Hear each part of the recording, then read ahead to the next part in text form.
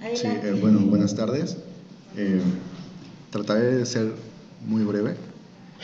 Bueno, Entierro 240. En la siguiente ponencia se presenta una pequeña parte de mi investigación que está en proceso para la obtención del grado de doctor en estudios arqueológicos por la Escuela Nacional de Antropología e Historia.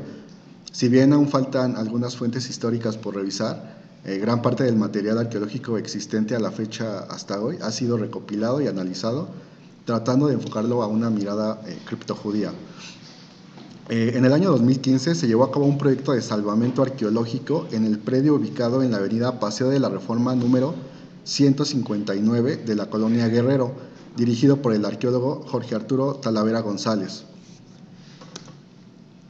Eh, en el sitio fueron hallados una gran cantidad de entierros coloniales muy cercanos a otros lugares que anteriormente habían sido trabajados por otros arqueólogos, como el caso de Eje Central 100, y gracias a dichos salvamentos y a la información documental sabemos de la existencia del antiguo panteón de Santa Paula, creado en el siglo XVIII. Sin embargo, durante el análisis de las osamentas y sus contextos arqueológicos de este trabajo de Reforma 159, el informe realizado por el especialista, que es un antropólogo físico, determinó que varios de estos restos correspondían al siglo XVII. Dentro de este grupo encontramos el entierro 240, que aquí tenemos una fotografía del entierro, de la osamenta. Vamos a trabajar con indicadores. Este entierro se compone de varios de ellos que hemos ordenado bajo dos categorías que a continuación trataremos. La primera corresponde a los indicadores de cultura material, es decir, aquellos objetos que dan pie a inferir alguna idea referente al sujeto. En este caso fueron hallados algunos botones junto a los restos restos óseos del individuo. En contraste con otros casos revisados, resulta común la aparición de dichos botones en contextos fúnebres. En muchas ocasiones, las fibras de las vestimentas se van degradando con el paso del tiempo, quedando solamente los típicos botones que al final de cuentas también están hechos de hueso animal. En el caso del entierro 240 nos encontramos con una particularidad, ya que los botones presentan una decoración poco común a lo que este tipo de hallazgos nos tiene acostumbrados. Eh, bueno, después planteó una idea una idea de Alexander Barmaguen, un arqueólogo español, que retoma la propuesta salir del gueto del historiador Yerushalmi, buscando aplicarlo al campo de la arqueología en la antigua Sefarad. Para ambos investigadores resulta importante dejar a un lado, o mejor dicho, salir del gueto, tanto de la historia como la arqueología tradicional. El arqueólogo Charles Orser ejemplifica de mejor forma la idea de ambos autores con su perspectiva cava local, piensa global. Es decir, nos propone acercarnos a los hallazgos con una mirada más amplia, tanto cultural como geográfica del sitio. Así, por ejemplo, no todo descubrimiento arqueológico en la península ibérica representa la cultura visigoda, o todo lo encontrado en la Ciudad de México es azteca. Muchas veces olvidamos los grupos o comunidades foráneas que llegaban, interactuaban y se relacionaban con la cultura dominante del lugar. Y se debe añadir un grado más de complejidad cuando estas comunidades buscan pasar desapercibidas o en absoluta secrecía. En mi caso, como investigador del tema criptojudío, considero que he tenido que entrar al gueto en lugar de salir, y la forma correcta de hacerlo ha sido para mí a través de la revisión de las fuentes históricas y, claro, la historiografía del tema. Además, veo este proceso necesario e importante para posteriormente poder acercarnos a interpretar los materiales arqueológicos, pues de no hacerlo, ¿qué diferencia habrá entonces entre el arqueólogo y el pepenador? Quizás la respuesta está en la pregunta ¿qué encontramos? ¿Botones lindos o cultura? Cuando logramos observar la cultura en los materiales, como el caso del entierro 240, podemos decir que se trata de botones con la estrella de David, símbolo que fue recuperado o reutilizado por el judaísmo a partir del siglo XIX. Sin embargo, gracias a la arqueología, sabemos que desde el siglo X ya se utilizaba en el ámbito doméstico, principalmente en la España medieval, bajo el nombre de Hatam Shlomo o sello de Salomón por la comunidad judía. En la arquitectura, este símbolo también recibió el nombre de los Alamo, y fue el maestro arquitecto Valdomar el encargado de remodelar la fachada de la Catedral de Valencia, colocando este símbolo por ahí del siglo XIV. Bueno, aquí tenemos una imagen de la Catedral de Valencia. El historiador Pérez Puche nos narra que es probable que el arquitecto lo colocara de forma intencional por los contratiempos que sufrió a manos de los religiosos del templo. De esta forma es como logró vengarse Valdomar, cuyo origen se piensa es judío.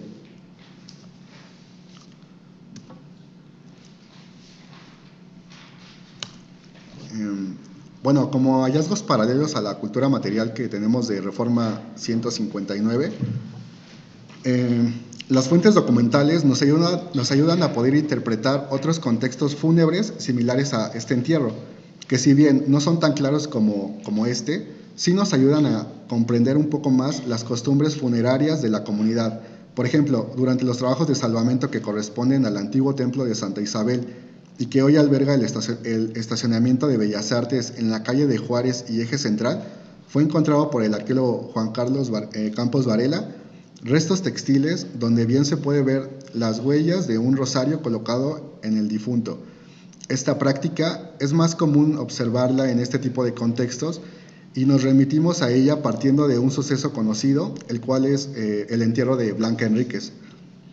Este es mencionado por varios testigos como su hija Juana Enríquez, las mujeres Rivera o Gaspar Báez, su nieto, entre otros. Lippmann también hace referencia y en él se menciona que fue colocado un crucifijo con un rosario a la dicha Blanca en su lecho de muerte y se le vistió con un hábito carmelita, entre muchas otras cosas. Dentro de las declaraciones de Juana Enríquez, una sobrina suya declara que, en cierta ocasión, cuando visitó a Juana en su casa, pudo observar cómo ésta llevaba un rosario entre las manos, por lo cual decidió preguntar qué ceremonia estaba practicando. Juana contestó que dejaba 7 cuentas del dicho rosario y con las demás repetía: sea alabada la fermosura de Adonai Sabaoth. También le confesó que en reverencia al sábado rezaba el Altas Confistorias, que en español lo traducimos con Altas Confesiones, y el Sanctum Sanctorum. Esta información resulta interesante, pues no se tiene un precedente histórico del uso de rosarios enfocados a una práctica judeoconversa, lo que refiere a un objeto de cultura material que funciona en diversos contextos, tanto para uso judío como cristiano. Puede inferirse que la oración del Sanctum Sanctorum, al que se hace alusión, recita Juan Enríquez, podría referirse a la oración del Kiddush, el cual se reza durante la guarda del Sabbat, pues la traducción del hebreo de esta palabra significa santificado. Por otra parte, el Altus Confistorias se traduce del portugués como confesiones, mientras que en hebreo se menciona el Vidui, la cual es una oración cuya finalidad es concientizar los errores que una persona ha cometido, mostrando arrepentimiento por ello. En otro entierro ubicado en el predio de Eje Central 100, trabajado por la arqueóloga Cristina Cuevas, fue encontrado un sepulcro en condiciones deplorables por la humedad que presenta el manto freático de la zona. Después de lograr sacarlo prácticamente del lodo y limpiar lo mejor posible el ataúd, se encontró dentro de una serie de ornamentación pertenecientes a un hábito de una menor de edad. Dichos detalles representaban una serie de estrellas a manera de sello de Salomón, que después de una ardua investigación todavía no se sabe con precisión a qué orden pertenece dicho hábito. Lo poco que podemos inferir por las características de su detallado es que probablemente sea carmelita, pues el sello es el símbolo de la Orden del Monte Carmelo. Probablemente Blanca Enríquez fue sepultada con un hábito carmelita similar.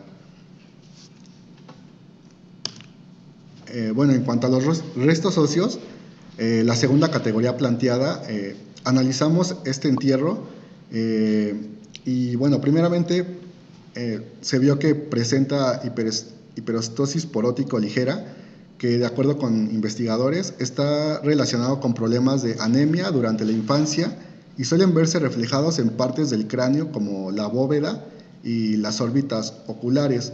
Además, se observa hipoplasia de esmalte lineal en dientes que está relacionado con problemas de nutrición y graves malestares metabólicos. Este último se clasifica de agudo a grave dependiendo de las fisuras que presentan en los dientes dañados.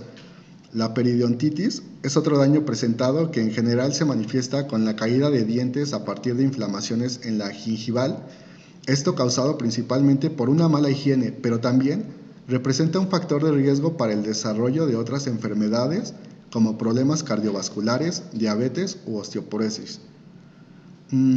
Continuando con esta descripción patológica, menciona el especialista también la presencia de periostitis en extremidades superiores e inferiores, lo que pudo ser provocado por un constante esfuerzo en huesos, sobre todo la tibia y lugares donde hay poco recubrimiento que lo proteja. Esto quiere decir que el sujeto 240 realizó algún trabajo que requería cargar objetos pesados durante un periodo de tiempo largo. Probablemente era un cargador de recua o labores de hacienda, por ejemplo la minería también. La segunda opción, más próxima debido a que en las vértebras presentaba osteofitos, lo que puede indicar que efectivamente ejercía carga sobre su espalda como el requerido en las minas. Finalmente, aunque no pudo hallarse una referencia bibliográfica al respecto, el especialista indicó que el cráneo presentaba fracturas y algo que llama la atención es que tiene cierta coloración verdosa, a lo que sugiere un contacto de algún metal con esta parte ósea. Probablemente esta sea la clave para determinar que en efecto se trató de un individuo que trabajó en alguna mina estando en constante contacto con este tipo de materiales como el mercurio, utilizado para procesos de separación y que probablemente de a poco fueron introduciéndose dentro de su organismo. Confrontación de fuentes. Si bien el entierro 240 nos brinda bastante información respecto al individuo, desde aspectos culturales en cuanto a sus creencias como biológicos en cuanto a su alimentación, consideramos que la interpretación no es aún del todo clara. La evidencia material nos dice que se trata de un judaizante, que por lo general, si nos guiamos por los documentos, proyectaremos a un sujeto de clase media alta, probablemente mercader, mientras que los restos óseos nos evidencian un hombre con bastante problemas físicos, causados en su mayoría por la alimentación durante su infancia. Diego de la Cruz, esclavo judaizante, trabajado por Solange Alberro, nos habla sobre otro proceso inquisitorial muy particular, ya que en este caso se trata de un negro esclavo del padre Bartolomé de Valfermoso, residente en Texcoco en el año de 1650. Diego es acusado de judaizante en la Ciudad de México junto a su compañero Pascual de Rosas, quienes se asociaron para comprar ropa con un pequeño capital que habían juntado. Pascual sugirió que fuera con una conocida de origen mulato que sabía cómo incrementar sus ganancias, pues Diego deseaba comprar su libertad. Al llegar con dicha mujer, les dijo que, si querían ser igual de ricos que los portugueses, debían seguir la ley vieja o antigua ley de Moisés, hallada en un libro de su amo, además de los ayunos que en este se especificaban. Diego aceptó con tal de incrementar su dinero, por lo que comenzaron a practicar los ayunos que la mulata les ordenaba. Algo común entre los judaizantes era visitar y recrearse en la Alameda durante los ayunos, y de la misma forma los esclavos, Diego y Pascual, vagaban en este sitio hasta la hora permitida para comer. Diego de la Cruz termina declarando en contra de su cómplice y amigo Pascual de Rosas y además acusa a su amo Bartolomé de Valfermoso de maltratos y golpes hacia el acusado, por lo que es llamado para mejorar las condiciones de este. Finalmente, debemos resaltar dos aspectos interesantes del proceso de Diego de la Cruz. Primero, su posición de esclavo neófito permitió conocer y adentrarse un poco más a los inquisidores en los ayunos y otras prácticas realizadas por la comunidad judía en la Nueva España ante su condición de secrecía. Esto gracias a las declaraciones de los esclavos que convivían con los criptojudíos. Y segundo, el proceso muestra parte de los estratos sociales existentes en la colonia, en donde los portugueses encabezaban los niveles más altos. Además, resulta interesante este factor, pues podría considerarse la causa del por qué la palabra portugués y judío son sinónimo. Y para poder ser un rico portugués, primero se tenía que judaizar. En resumen, podemos inferir que el entierro 240 se enmarca en una de las particularidades del judaísmo novohispano en cuanto a su carácter de esta religión como símbolo de prestigio en la colonia, específicamente en el siglo XVII.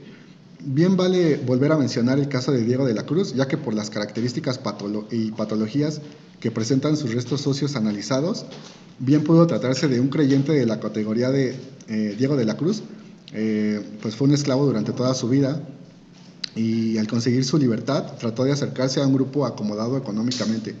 Según la fuente documental, se convirtió al judaísmo, pues los portugueses que eran acaudalados eran judíos y en su pensamiento, si él se convertía, también podría llegar a ser, en cierto modo, obtener riquezas como ellos. El individuo 240 da cuenta de ello con la presencia de los botones, con el símbolo judaico más popular, la estrella de David o sello de Salomón. Gracias.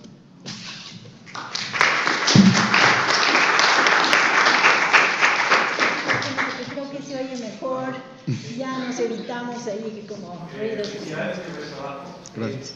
¿Has encontrado incidentes de infiernos parecidos en otras partes del país, como en Jalisco, por ejemplo, en el Bajío, no sé? No, en realidad este proyecto surgió de una forma muy improvisada.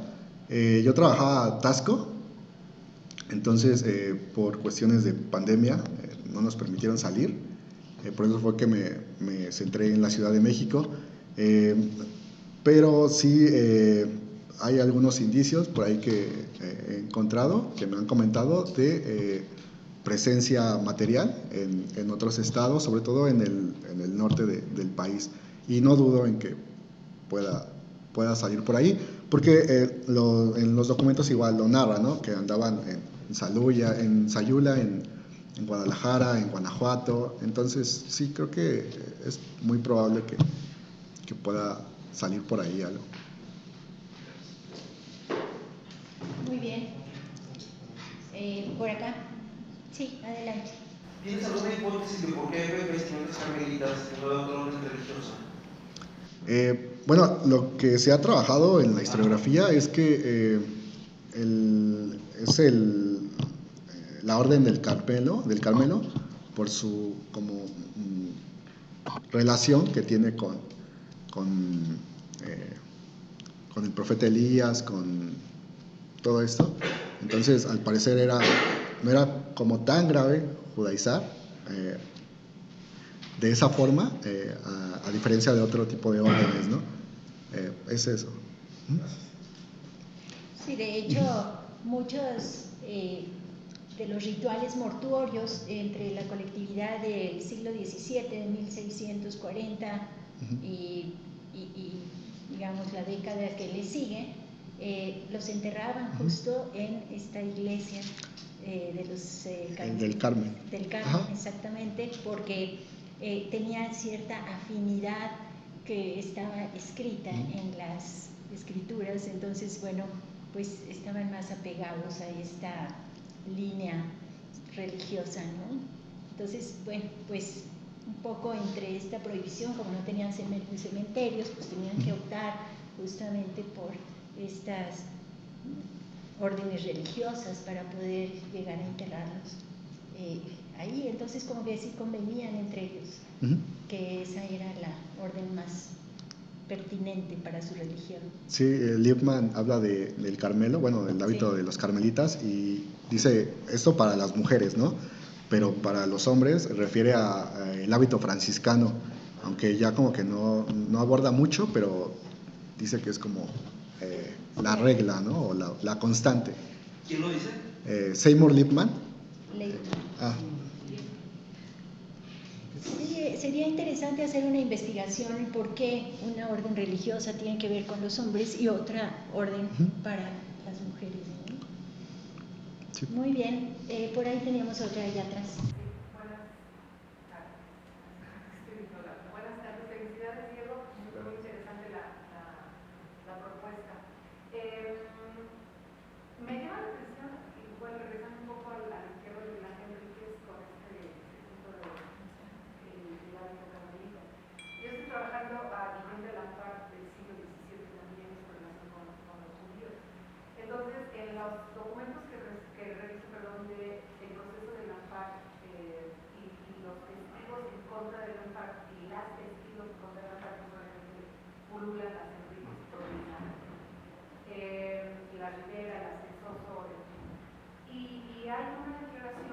Juan Enríquez, que acaba de hacer referencia, donde describe la agonía de su madre, Blanca Enríquez, y la muerte de su madre, ¿no? Entonces, da algunos detalles como, por ejemplo, a Blanca Enríquez un poco antes de morir se le cae un diente, ¿no? Entonces ella angustiada, quiere que le pongan el diente entre sus ropas blancas, ella pide que la entierren con ropas blancas, etc. Yo no sabía este dato del hábito casolita, entonces ahora lo sumo, muchas gracias. Que seguramente esta parte del hábito fue en el momento del entierro, bueno, del entierro, pero ella muere en la cárcel, Victoria Blanca. Sí, según los documentos dice Blanca muere en la cárcel secretamente y seguramente después ya obviamente sacan el cuerpo y le ponen el, quiero pensar eso, o no, tampoco, el hábito casolita para hacer el entierro. Obviamente, además de que le guarden el diente de sus ropas blancas, etc., ella pide otra serie de solicitudes, pide otra serie de requisitos, perdón, en función de los rituales propios. Muchas gracias. Gracias. Sí, hay una referencia interesante en uno de los testimonios que se trata justamente de una especie de ocultamiento de ciertos símbolos que echaban justo en el momento del entierro en la tumba, ¿no? Digamos, creo que sí fue Blanca Enríquez en ese sentido. Y fue toda una intriga alrededor de ello porque había un testigo que había visto cómo echaban los dientes adentro de la tumba. Entonces tenían como esta precaución de no saber si en realidad eso los iba a delatar como judaizantes o no. Entonces sí fue un episodio, digamos, muy nervioso para estas personas, muy angustiante, y justo porque después de amordazarla y después de seguir ciertos rezos y después de limpiar el cuerpo como a usanza de los judíos, ya entonces los pues vestían justo con los atuendos cristianos, ¿no? Entonces era, digamos, como esta doble práctica, por supuesto, pero era muy importante digamos, ese momento de la muerte para los criptojudíos, porque por supuesto implicaba la trascendencia de digamos, de su fe, y por supuesto esta mirada mesiánica en donde ellos creían que en el momento de su muerte iban a ir a digamos, a este entorno en donde cuando llegara el Mesías iban a despertar, ¿no? Entonces, como que esa trascendencia, esa justificación de su judaísmo estaba implicada en ese momento de muerte. Entonces, hay una escena, por ejemplo, creo que es de Justa Méndez, en donde hay una mujer que le enseña un crucifijo en el momento en que está a punto de morir, y claro que Justa Méndez dice: no, por favor, o sea, no es esta mi religión, ¿no? Ella no podía hablar en ese momento, entonces, pero es un punto muy crucial en esta, digamos, serie de ocultamientos que tenían que ver con la muerte, ¿no? Y que, digamos, la muerte es el punto máximo de esa, pues esa creencia, ¿no? Algo que noté trabajando Tasco es que las comunidades sí llegan al centro, pensándolo como desde el sistema, bueno, desde la teoría de Wallenstein, de sistema mundo, llegan sí al centro, pero el mejor lugar como para poder profesar o observar la ley es en las periferias, ¿no? Entonces es por eso que como que van y se relegan a las periferias para ahí poder seguir practicando su fe. De hecho, David Gitlitz, que se mencionó su trabajo hace unos días, tiene esta propuesta de el Minyan de Tasco, ¿no? Donde ahí se juntan todos estos Almeida, Fonseca, y ven Tasco como un lugar donde se puede practicar el judaísmo. Tanto es así que se construye una mikve para poder crear una comunidad como hecha y derecha, ¿no? de judíos. Sí. Bueno, una última pregunta por allá. Sí, buenas tardes, felicidades Diego. No me resta más que felicitarte por el tema tan interesante, que a través de un objeto hayas hecho una historia tan bonita y documentada. Porque haces una analogía muy puntual, muy precisa del objeto que es la cultura material, el botón y el entierro. Entonces yo te preguntaría, o tal vez ya lo sabes, hay que hacer el registro en el Sistema Único de Registro del INAH. ¿Ya están registrados? ¿Esos botones están registrados? ¿Son dos, son tres? ¿Es unitario o es un conjunto de botones? ¿Por qué? Porque a través de los objetos, estarán de acuerdo conmigo, pues a través de ese objeto puedes hacer 1000 historias. Parece pequeñito, pero haces muchas historias. Entonces, una de ellas es de que tú rescataste esa cultura material. ¿Está registrada? Sí, sí está registrado, está en el CATSA. Perfecto. ¿Tiene un número de inventario? Sí, sí. Pues lo que traté de hacer fue hacer como volver a revisar los objetos y vaya, pensar a partir de cómo se judaizaba, ¿no? Viendo todos esos objetos. No sé si sea el único, si haya más. Yo pienso que ha de haber más. Lo que pasa que, pues, por el tiempo, solamente estuve revisando salvamentos, ¿no? Informes. Entonces, veo que en ocasiones, pues, no va ahí todo el material, ¿no? Creo que para que fuera más completo, debería como centrarme por ejemplo, en este solo entierro y revisar, pero todas las bolsas que existan de este salvamento, y entonces sí ver si hay como más cosillas, pero sí, estos botones sí ya están registrados. Ajá. O meterte al Sistema Único de Registro y ahí dar un seguimiento para que te salgan todos los objetos ya con un número real de lo que es el patrimonio. Sí. Okay. Sí. Gracias. Gracias.